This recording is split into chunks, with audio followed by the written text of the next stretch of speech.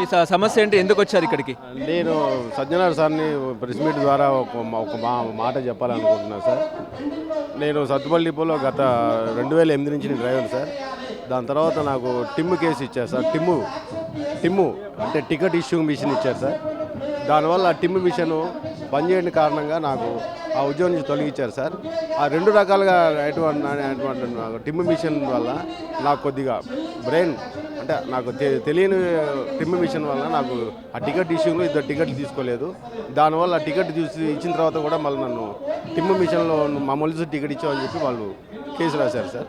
2011 December 18 నాకు case అయింది sir. తర్వాత 2014 నుంచి నా కేసు కోర్టు పెండింగ్లో ఉంది సార్. దాని తర్వాత 14 ఏళ్ళు సార్ నాకు ఉద్యోగం పోయి. మిషన్ సరిగా పనిచేయకపోవడం వల్ల మిమ్మల్ని తీసేశారు అంతేనా? మిషన్ పనిచేస్తుంది సార్. ఆయన 19 మంది పిల్లలు ఇద్దరు పిల్లలు తీసుకోలేదు సార్ టికెట్. తర్వాత వాళ్ళు టికెట్ ఇచ్చాను. తర్వాత టీటీఏలు ఏం చేశారంటే మమ్మల్ని చూసి టికెట్ ఇచ్చామని చెప్పి నా మీద కేసు రాశారు సార్.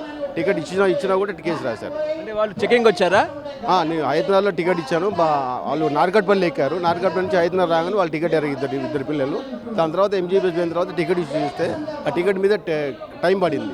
దానివల్ల ఇక్కడ చూసి మమ్మల్ని చూసి టికెట్ ఇచ్చారని చెప్పి రాశారు. అంటే ఎప్పుడు జరిగింది ఇదంతా? ఎప్పుడు జరిగింది? ఈ 2014 జరిగింది. నన్ను రిమూవల్ ఫ్రమ్ సర్వీస్ రిమూవ్ చేశారు. నన్ను ఎప్పుడు రిమూవ్ చేశారు? 14లో రిమూవ్ చేశారా?